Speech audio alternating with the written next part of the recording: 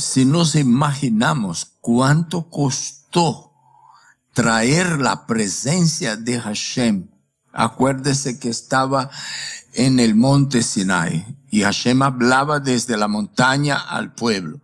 Tenía que poner una raya, ni animales ni personas podían pasar de esta raya. Hashem advirtió, porque ustedes son mortales y pueda que se muera alguno. Entonces, al punto que el pueblo dijo, Moshe, mejor tú ve y habla con Hashem y tú regresa y habla con nosotros lo que él diga, porque no creo que estemos listos para estar muy cerca del Eterno. Entonces, cuando nosotros estudiamos estas parashot de la construcción del Mishkan, debemos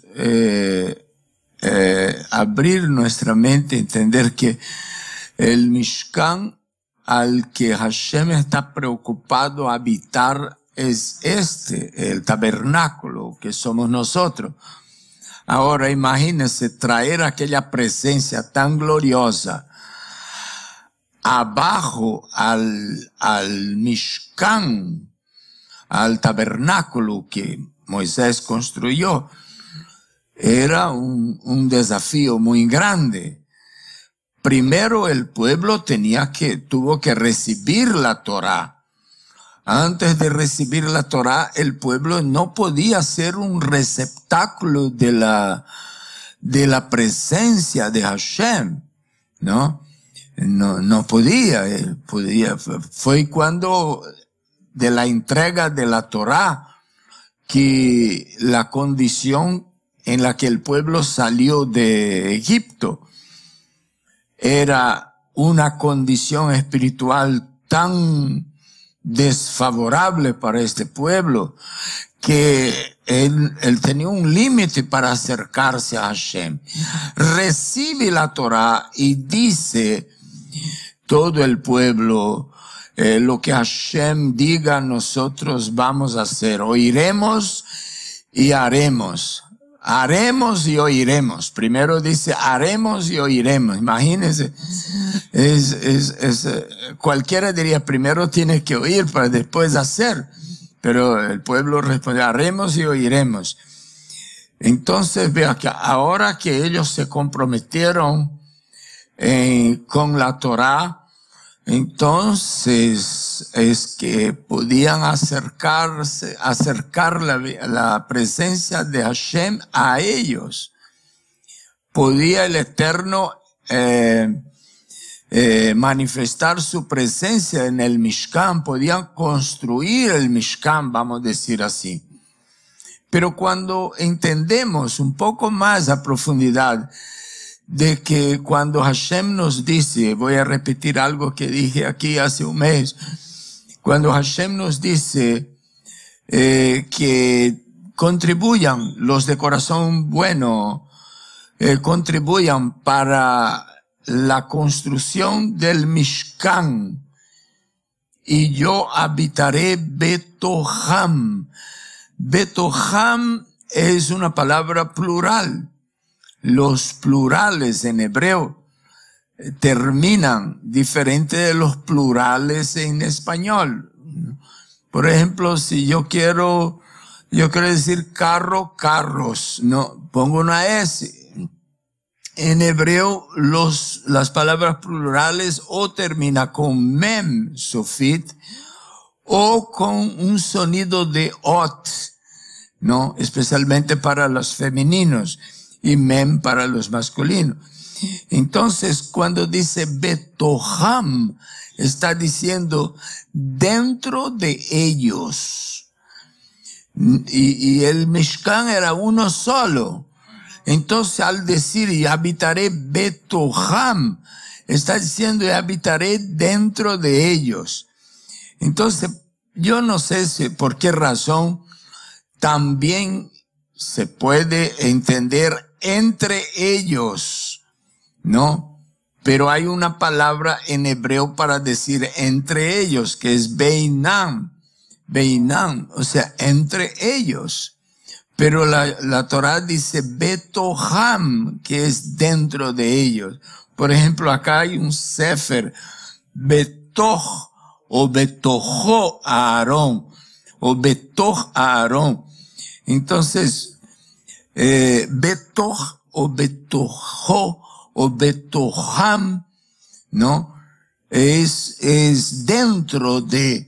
Entonces, lo que era imposible para el pueblo sin Torah, en avanzar más hacia el Sinai, de tal manera que Moisés tuvo que poner raya ahí, dice, no pisen de aquí. Entonces, el más atrevido, el más espiritual, llegaba hasta la raya para escuchar la voz de Hashem.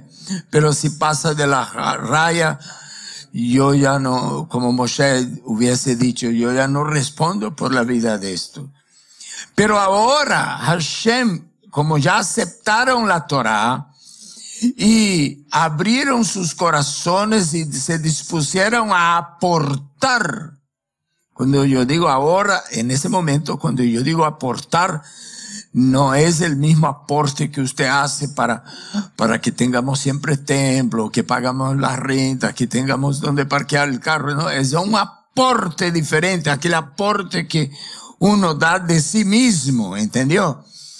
Y ellos aportar para la construcción de un tabernáculo para el Eterno, que implica en vivir una diferente, vivir una vida compatible a la Torá, no, que vive una vida que hasta se alimenta diferente, etcétera. Entonces, ahora que están dispuestos a aportar para la venida, para el descenso de la presencia divina hacia más que a un tabernáculo físico, que tanto Moshe como David, como Shlomo Amelech, como el rey Salomón, exclamaron diciendo, ¿y será que podemos construir una casa donde more la presencia del Rey del universo, el Creador del universo?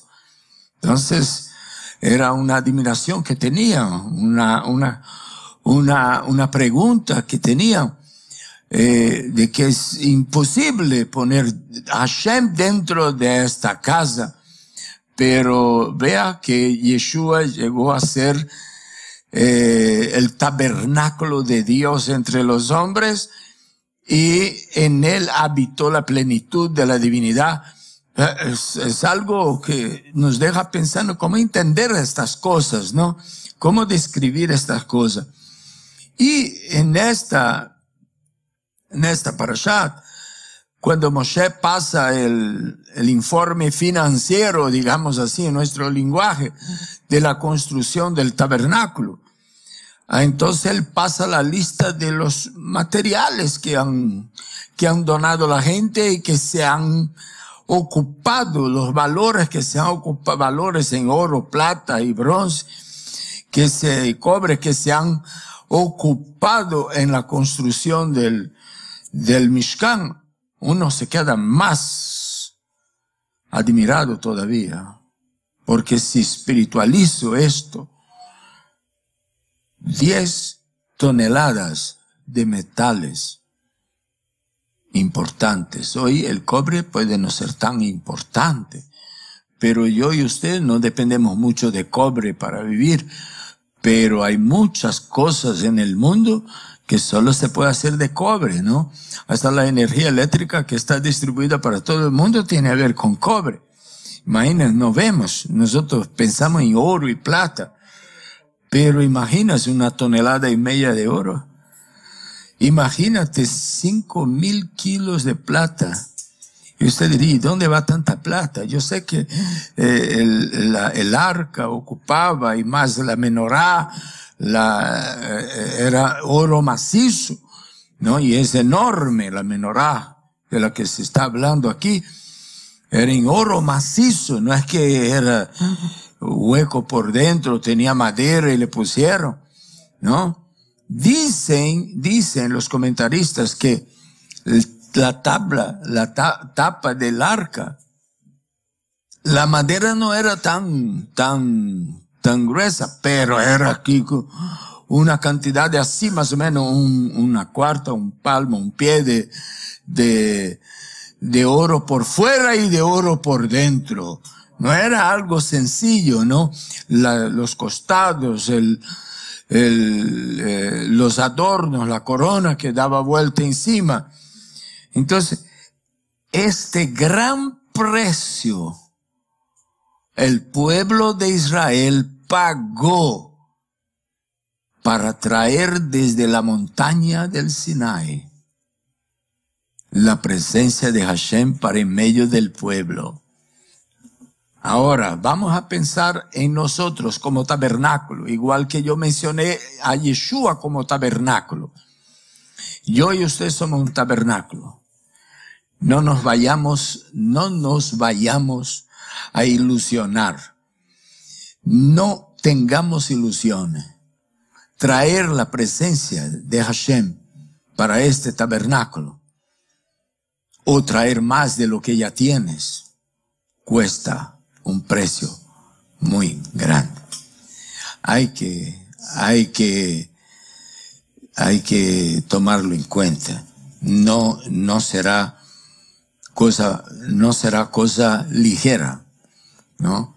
No es solo una cuestión de abrazar una religión. No es solo una cuestión de conocer el mecanismo de la religión. Hasta quiero decirles una cosa. Yo estoy convencido de que el Eterno aprecia todo lo que hacemos. Nosotros somos muy especiales. El pueblo judío es muy creativo y tiene costumbres y tradiciones muy hermosas que hablan a nuestra conciencia, a nuestro intelecto. Pero Hashem, antes de ver esto, Él querrá ver cuánto estamos haciendo porque la presencia de Él baje al tabernáculo. Esto es muy importante. Mire, fíjense en Cornelius, el que le aparece ángel. Un hombre que recibe visita celestial y ni siquiera es judío, no era cristiano tampoco, no había cristianismo. Entonces, el hombre no tenía una religión definida. El hombre en sí estaba 100% convencido de que tiene que haber un creador para todo eso que existe. Tiene que haber un creador. Ese es el Dios Todopoderoso. A este le voy a adorar. Aun cuando la gente romana adoraba de todo. Él marcó la diferencia. Y también hacía oraciones solo a ese Dios. Y fundamentado en la misericordia de ese Dios, ayudaba a los necesitados. El cielo se movió a favor de ese hombre. ¿No fue así? Tus oraciones, tus sedacot y tus ayunos han sido recibidos allá arriba. Oiga, pero si yo ni fui todavía a la sinagoga para pedir membresía. No, allá arriba no. Acá abajo eso hacen, pero allá arriba lo más importante es esto que usted está haciendo. Y fue todo anotado y todo tomado en cuenta. Te faltan cosas, pero por causa de lo que ya tienes, manda a llamar a Kefas, a Pedro. Y mandó a llamar. Pedro no estaba en la capacidad de entender qué es que yo puedo hacer por un gentil romano. Pero seguro que le apareció un ángel, sí. Bueno, a mí también. Y yo escuché una voz. Si no hubiera él escuchado una voz que dice, vienen por ti y no temas ir con ellos, lo más probable es que él no iría. Porque el conocimiento de Kefas al respecto de la relación entre seres humanos y la divinidad está fundamentado en la Torá. Y en la Torá, pues ni siquiera la descendencia de Abraham podía avanzar un poco más de la raya sin Torá. Entonces Moshe baja, da la Torá al pueblo, ahora ya puede bajar la Shekhinah al tabernáculo, al Mishkan. Y con mucho cuidado, porque vea, hasta Aarón se les dice, no esté entrando ahí a cualquier momento. Entonces cuando es de entrar, solo una vez en la alcoba principal, una vez al año, en Yom Kippur. Oh, entonces la cosa es bastante seria.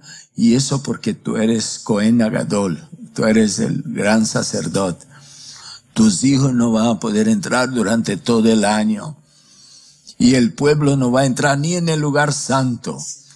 El pueblo tendrá acceso solamente hasta el patio. Y el gentil queda afuera.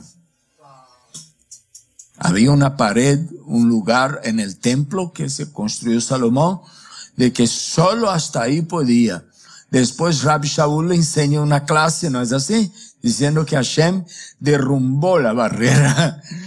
Pues bien, entonces Pedro, a sabiendas de todo eso, jamás iría. No me venga, no, Señor, este asunto de, a menos que sea obligado, sea ley, me vaya a querer crucificar porque yo no voy. No, mi jefe no es de esto, dirían. Pero como Hashem también le avisó, no diga inmundo lo que yo he santificado. Yo creo que Pedro se ha de haber pensado como piensan muchos cristianos hoy día. ¡Wow! Has santificado el cerdo y las iguanas y los cocodrilos y todas esas cosas. Los camarones, porque es lo único que puede entender esa mente allá afuera, ¿no? Entonces Pedro dice, no entiendo, si nunca, todos los 3 años y medio que anduvo con Yeshua, nunca nada de eso entró en la boca de él. O sea que Yeshua guardaba a Kasherut y Pedro también, desde su nacimiento. Pero al decir que nunca entró, quiere decir que durante el tiempo que Pedro andaba con Yeshua, pues comían kosher, porque podría, pues yo, nunca entró en mi boca hasta que Yeshua vino y liberó todo y ya puedo comer lo que quiere. Pero él dijo nunca, después de haber estado 3 años y medio con Yeshua. Cualquiera que lee eso en el Brit Hadashah debería decir, Yeshua guardaba kasherut. Porque Pedro andaba con él, comían juntos y solo comían kosher. Entonces, hay un precio a pagar. Cuando usted lea o cuando usted escuche a alguien leer lo que acabamos de escuchar, ¿no? 29 talentos y 730 shekelim de oro, 100 talentos y 1775 shekelim de plata. Cobre, 70 talentos y 2400 shekelim de cobre. Solo para dar una idea, la plata era unos cuadros así, gruesos así, como una zapata de una construcción, no sé si conoce esa palabra, no, es cimientos de las casas, ¿no? Ellos arman un cuadro así, ¿no? Era más o menos de ese tamaño así, y en el medio había el espacio donde encajar una madera que iba esta y otra, y en el medio como una tela, como algo, como para hacer una cerca, ¿no? Un cerca, para que nadie se atreva a entrar ahí, ¿no? Entonces, para separar del campamento el interior de la del Mishkan, del campamento. Entonces, la plata representa la gracia. Imagínense el servicio a Hashem, el servicio que era llevado a cabo dentro del tabernáculo, descansaba sobre plata. El tabernáculo tenía para ofrecer aquellos sacrificios estar reposado, descansado, parado sobre la plata. Y hay todavía gente que dice, no, yo estoy en la gracia, usted está en la ley, ¿entendió? Y la plata representa la gracia. Todo esto aquí nosotros podemos hacer por la gracia y la misericordia de Hashem. Si los fundamentos de aquellas columnas de madera, de cedro, que cercaban todo el tabernáculo, el Mishkan, estuviera sobre hierro o sobre tierra, no emitirían el mismo mensaje que habiendo estado sobre plata, ¿no? Y todo esto costó. Imagínense, toda una tribu. Es probable que si tú fueras miembro de la tribu de los levitas, entonces pues tal vez te encarguen de llevar una cosa de esa, ¿no? Y al hermano el postecito. Y lo cierto es que cuando están moviéndose, cada uno está llevando una pieza. No me acuerdo ahora exactamente cuántas piezas eran, pero está todo escrito aquí, cada una de ellas, para solo cercar el tabernáculo. Ahora, esto no debe ser visto como número simplemente, porque si nosotros vemos solo como número, ahí somos semejantes a personas que vienen a un servicio, a una reunión para dar cuenta y solo ve números, no ve la contribución que la gente da para que eso siga existiendo, para que eso siga moviendo y extendiéndose. Nosotros tampoco debemos ver esto como número nomás, debemos ver como el costo que nos corresponde pagar para traer la presencia de Hashem al tabernáculo. Algunas veces va a tener que decir, no, gracias, yo no como esto. Algunas veces va a tener que decir, ¿qué contiene esto? Y estar haciendo preguntas, ¿no? ¿Y por qué pregunta eso? Si así queda más rico. Sí, puede quedar más rico, pero soy distinto, soy diferente. Eso no se calza. Esto es el tabernáculo. Aquí albergo la presencia del Santísimo. No puedo llevar abominación, no puedo, profanar la morada de Hashem con cosas inmundas. Ya Noé, él ya sabía, antes de la Torá ser entregada, él ya sabía que era animal inmundo y que era animal limpio. No es posible que después de tantos miles de años nosotros vamos a estar profanando y mintiendo a la gente diciendo que bueno, tal vez Jesús, pero Yeshua no. Y yo no creo ni que Jesús haya hecho eso, pero ellos no entienden, ¿no? Pero el Mesías, viendo los judíos, él no permitió profanar el templo.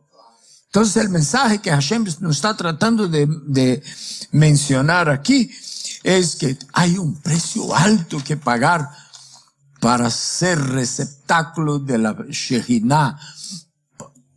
Piénsalo bien. La nube y la columna de fuego, esto habla de la presencia de Hashem.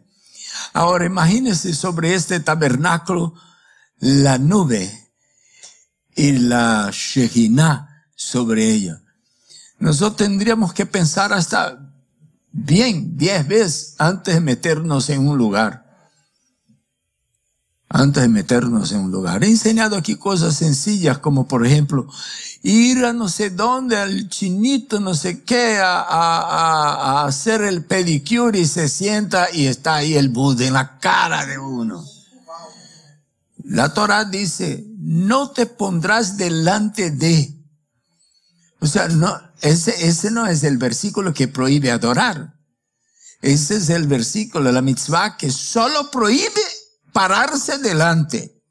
O sea, porque para un hijo de Elohim, pararse adelante de una abominación no está permitido. Entonces imagínense quien lleva la Shejinah y lleva la nube consigo, no puede estar. La vida de él es una vida del desierto, para empezar. Y a veces él no disfruta ni de la sociedad, no disfruta muy bien de las cosas de este mundo. ¿Por qué? Porque por eso que Hashem no les llevó al desierto, porque es allí donde él podía hablar mismo con su pueblo. Ahora dice, ahora hay un principio de interpretación bíblica, hay varios principios de interpretación bíblica, desde luego, ¿no? Hay varios principios, ¿no? Y un principio de exegesis es que cuando una cosa es hablado más de una vez dentro del mismo contexto, enfócate, pon la mirada allí porque esto es muy importante. Porque cuando nosotros también decíamos a nuestros hijos pequeños, no haga eso. Verá que te dije que no haga esto, vea. No hagas esto. Ya van 3 veces. Ahí es cuando el niño se pone las pilas. ¿Sabe cuántas veces esa parashat dice, los hijos de Israel hicieron conforme Hashem le ordenó a Moshe? Vea, hicieron como Hashem le había ordenado a Moshe. Capítulo 39, 5, el versículo 7, el versículo 26, el versículo 29, el versículo 32, el versículo 43. Ahí ahora en el capítulo 40, en el versículo 16, en el versículo 19, en el versículo 21, 23, 24, 27, 28 y 32. Yo me quedé asombrado. Yo dije, wow, hacer las cosas conforme Hashem le dice a Moshe, y Moshe le dice al pueblo, es muy, pero muy importante. Es como si me estuvieran diciendo así, la Shejinah no hubiera bajado, la presencia de Hashem no hubiera venido al tabernáculo, si ellos no hubieran hecho conforme Hashem le ordenó a Moshe, y Moshe les encomendó al pueblo. Podía ser un artista la persona. O sea, en el caso de Betzalel, ¿no? Era un artista para hacer estas cositas, que estos diseños. Bueno, allá era mucho más grande los diseños, ¿no? Antiguamente estas cosas eran hechas a mano hasta que ya lo industrializaron. Él era un artista para hacer esto. Pero tenía que hacer conforme Hashem le ordenó a Moshe. Y él no podía hacerlo, ay, Moshe, 80 años, no sabe mucho, yo vengo haciendo eso toda la vida, yo soy el que tengo el don, yo soy el que sabe hacer, yo voy a hacer a mi manera. No hubiera bajado la Shejinah. Moshe no va a ver cómo bajar. ¿Y por qué, Señor? El pueblo hizo como le daba la gana. No hizo conforme yo te dije y tú les pasó a ellos. Entonces, esto nosotros tenemos que tomar en cuenta, ¿no? Que la nube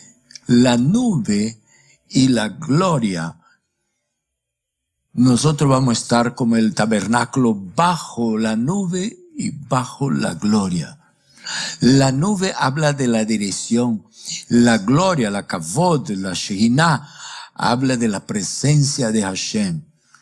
Todos nosotros necesitamos tener esa presencia y necesitamos tener dirección en nuestra vida. ¿Por qué la nube es dirección? Porque Hashem nos llevaba.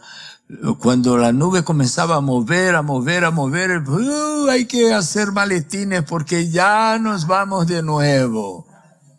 Se movían según la dirección de Hashem. Y la columna, cuando ellos desarmaban todo, también se iba. Ahí aparecía la columna de noche y la nube de día. Para que ni el sol te moleste de día, ni la luna de noche, ¿no? Ni el frío de la noche. El desierto es muy frío de noche, ¿no? Y es muy caliente de día. Entonces, tómalo como chiste, pero yo hablo en serio. Era como aire acondicionado de día y calefacción de noche. Baruch Hashem. Ahora, cualquiera que no haga conforme Hashem ordenó a Moshe, lo único que puede experimentar es un éxtasis. Tal vez le mueva las emociones. Tal vez haya un suspense o unos arrebatos. Pero eso no es sinónimo de la presencia de Hashem. No es sinónimo de eso tiene explicaciones científicas. Esas cosas suceden. Pueden suceder en un servicio religioso y estas mismas sensaciones, nuestras emociones pueden alborotarse hasta en un estadio de fútbol, ¿no? ¿Cómo es ese juego anual que es especial? El Super Bowl y la gente sabe. Pues yo me quedé impresionado que no solo en Brasil y en Europa hasta se dan unas torcidas hinchas, ¿no? Uno contra el otro hasta se mata, hasta muere ahí, ¿no? De las emociones. Yo en toda mi vida fui a asistir un partido de fútbol durante toda mi vida y yo vivía a unos 500 metros del Maracaná en Río de Janeiro. Solo fui a asistir una vez. Y el equipo supuesto que yo estaba torciendo, que era el Botafogo, ¿no? Estaba ganando al Vasco. Y la torcida del Vasco estaba ya tirando cosas y ya haciendo problemas. Yo dije, eso aquí va a terminar en problemas. Nadie sale antes de un juego terminar, ¿sabes? Porque puede cambiar todo al final, ¿no? Unos 20 minutos antes yo me fui y el otro día supe que salieron ahí chocándose. Porque las emociones floran. La gente llora. Y he visto brasileños llorando amargamente. Porque ¿a quién le murió un pariente? No, perdió Brasil. ¡Ay! Llorando, niños llorando. Igual que lloran domingo de noche o domingo de mañana en la escuela dominical. Bueno, las emociones, si nosotros no hacemos las cosas conforme Hashem ordenó a Moshe, lo único que podemos esperar son éxtasis, emociones, suspense, arrebatos, se cae para allá, se da la vuelta por debajo, se levanta del otro lado. Ay, Dios mío. Se me ríe. No trato de ofender, pero así son las emociones. Así son las emociones, no se engaña. Dice que engañoso es el corazón, inclusive. No cuento más las emociones. Dice Éxodo capítulo 39, versículo 43. Y Moisés examinó toda la obra y vio que la habían llevado a cabo tal como Hashem había ordenado. Así la habían hecho. ¿Quién? Asú. ¿No? Entonces Moisés los bendijo. Bueno, hermano, Moisés examinó y vio que todo había sido hecho conforme había ordenado. Entonces Moisés lo bendijo. Vea bien, si no hacemos las cosas como Moisés ordenó, por ejemplo, llega un muchacho para Yeshua y le dice: maestro, ¿qué haré para heredar la vida eterna? ¿Que tú no conoces a Moisés? ¿No sabes lo que él dejó para nosotros? Todo esto he hecho, Señor. Entonces estás atrapado en alguna cosa, ¿no? O sea que Yeshua apuntó hacia Moshe. Cuando se reunieron los primeros creyentes, los del primer siglo, yo creo que ni siquiera a los 50 años de que Yeshua había nacido. Es decir, que a los 34, que dicen que a los 30 fue el ascenso de Yeshua y que él nació unos 4 años antes, pues así fue o no, eso no. Pero lo cierto es que unos 15, 20 años después de su ascenso, hubo una reunión de líderes, de liderazgo de la primera congregación, Cajal, Keilah, ¿no? En Jerusalén. Y fue mandado invitación para todos los líderes mesiánicos, y eso incluía a Rab Shaul y muchas otras personalidades del ministerio de aquel tiempo. Y discutieron mucho acerca de un problema que tenía la Keilah. Algunos dicen de un problema que tenía la iglesia primitiva. Está bien, iglesia, transliterando la palabra eclesia del griego. Y entonces, vamos a reunir. ¿Cuál es el problema? El problema es que los gentiles se están volviendo a Elohim, creyendo en el Dios Todopoderoso, el Dios de Abraham, Isaac y Jacob, reconociendo que son pecadores. Y ellos, por último, reconocieron que Yeshua es el Mesías. Y no tiene dónde congregar. No tiene dónde congregar, porque en aquel entonces no había iglesia. Las iglesias comenzaron a aparecer después del 325. Entonces, ellos vinieron en el único lugar que ellos podían congregar. ¿Dónde? Una sinagoga. Entonces los judíos dijeron: no, usted no puede congregar aquí, pues usted no es judío, y más, pues nosotros podríamos hasta abrir una excepción, pero ustedes, el menú de ustedes es terrible, ¿no? Aquí no entra gente que come cerdo, cucarachas, marítimas, todas esas cosas. No, aquí comida sacrificada a ídolos. No, nosotros no podemos tenerlo aquí. Otros decían: hay que circuncidarlos. Bueno, entonces ahí le circuncidamos y le tenemos aquí comiendo carne sacrificada a ídolos. No, la pureza del tabernáculo es mucho más importante todavía. Entonces discutieron, dicen Hechos de los Apóstoles, que después de discutir mucho, le pareció bien al Ruach HaKodesh, al Espíritu de Santidad, y a nosotros, dijeron los apóstoles. Hicieron acta de la reunión y el acta está aquí.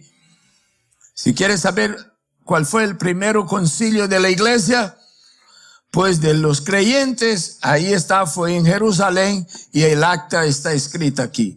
Que le pareció bien y que escribieran que no esté fastidiando a los gentiles, que nomás pídanles que deje fornicación, porque pues aquí es una congregación de gente pues temerosa de Hashem, no es así, apartada. Entonces no venga para acá fornicarios de estar, no, usted tiene que vivir una vida buena, y que dejen de comer comidas sacrificadas a ídolos, y comer animales que fueron ahogados, ¿no? Que la carne está con su sangre. Y idolatría. Deja estas 4 cosas, porque Ahí usted congrega y le pareció bien al Ruach HaKodesh, antes que a los apóstoles, que ellos congregando cada Shabbat, verá que no era cada domingo, era cada Shabbat, hasta ahí había pureza en aquella comunidad. Cada Shabbat hay quienes enseñan a Moshe, a Moisés. Más claro que esto no puede ser, hermano. Menosprecian el primer concilio, sacrificando las decisiones del primer concilio, y abrazan el de Nicea con las decisiones del de Nicea. A uno fue hecho y concluido con la guianza del Ruach HaKodesh y el otro con la de Roma. Entonces ahí aceptan que la Trinidad, que la divinidad de por aquí, hasta de que Miriam era la madre de Dios. Acepta todo eso porque fue aprobado en ese concilio, pero no acepta lo que fue aprobado en el de acá. Y comienzan a manchar el récord de Yeshua diciendo que él limpió todo, que ahora puede comer cerdo. O sea, que el cerdo pasó a ser kosher desde que Yeshua apareció. No, eso no es así. Entonces, hicieron todo conforme Moshe. Esto significa que vivieron, actuaron, trabajaron, sirvieron, construyeron, aportaron conforme Hashem le mandó a Moshe. Moshe daba las instrucciones. ¿Cómo se llama la palabra en hebreo para instrucción? Torah. Así de simple. Daba la instrucción al pueblo y el pueblo andaba. Ahí Hashem bajaba la Shejina hacia ellos. Ahora, ahí entonces termina así. Vayevarech otam Moshe. Y Moshe entonces los bendijo. Ahora déjame decirle una cosa. Moshe, los rabinos y los sabios de hace muchos siglos han estado investigando y preguntándose y buscando y orando y escudriñando las escrituras para saber cuál fue la bendición con que Moshe los bendijo. Ajá. Porque toda bendición tiene un contenido. Así bendeciréis al pueblo de Israel. Ahí dice, Yevarech, Hashem, etcétera, Veyasin lecha shalom. Y yo os bendeciré. O sea, uno habla, repite las palabras que Hashem dio y punto, aparte. Y Hashem dice, y yo os bendeciré. O sea, que uno solo sirve de megáfono, de portavoz, y yo os bendeciré, dice Hashem. O sea que uno solo proclama la bendición, pero quien bendice realmente es Hashem. Entonces hay un contenido, ¿no? Que te bendiga Adonai y te guarde. Porque a veces hay personas que son muy bendecidas sin la protección de Hashem. Esa bendición va a acabar haciéndole daño. Que te bendiga y te guarde. Que haga resplandecer su rostro sobre ti. Vea qué buen contenido. Qué tremendo, ¿no? ¿No? Que tenga de ti misericordia y ponga sobre ti shalom. Y shalom no es solo que estemos bien uno con el otro, no. Shalom es shalem, es completo, es todo lo que puede ser bendición para nuestra vida. Desde la salud, desde todo absolutamente. Entonces cuando llegue en eso, Vayevarech otam Moshe, ahí pues, ¿con qué bendición habrá bendecido el pueblo de Israel que hizo las cosas como Hashem mandó? Es decir, que abrazó la Torah. Entonces, ¿sabe a qué conclusión llegaron? a la del Salmo 90, versículo 17, le recomiendo esa bendición. Pero no va a funcionar si no hace las cosas conforme Moshe. Si no, usted solo va a estar, usted venga acá, deja bendecirte. Sí, pero si usted no hace esa bendición es solo para los que hacen las cosas conforme Hashem mandó a Moshe y el pueblo hizo. Ahí le corresponde. Que la hermosura de su santa presencia sea sobre nosotros la nube. Y que descanse sobre la obra de tus manos y sea sobre nosotros la delicia, la Shekinah de Hashem nuestro Elohim. Entonces, ellos buscaron decir que esta bendición era de toda la escritura la que más se calzaba a la circunstancia en la que Moshe les bendijo al pueblo. Y ellos interpretaron así, está escrito así, Vayehib, que es una expresión que empieza algunas bendiciones, ¿no? Que la hermosura de su santa presencia, que es hermosa la presencia, la nube sobre nosotros, no, la hermosura de su santa presencia sea sobre nosotros y descanse sobre la obra de tus manos y sea sobre nosotros la delicia de Hashem. Delicia de Hashem, ¿qué puede ser delicia? Se preguntaron. No tiene que haber algo más delicioso que la Shekinah, ¿no? Y no tiene que haber algo más hermoso que la nube. Fue lo que ellos concluyeron. Entonces, para que esa delicia y esa hermosura repose sobre nuestro tabernáculo, pues solo necesitamos hacer las cosas como Hashem le ordenó a Moshe. Y no vamos a pensar solamente con ojos cortos, visión corta, ¿sabe? Es que el pueblo hizo con la madera exacta que mandó Moshe, con la plata en el lugar de la plata, el bronce en el lugar del bronce. Es que como nosotros estamos haciendo las cosas como Moshe mandó. ¿Qué fue que el resumen de todo lo que Moshe mandó? Fue la Torah.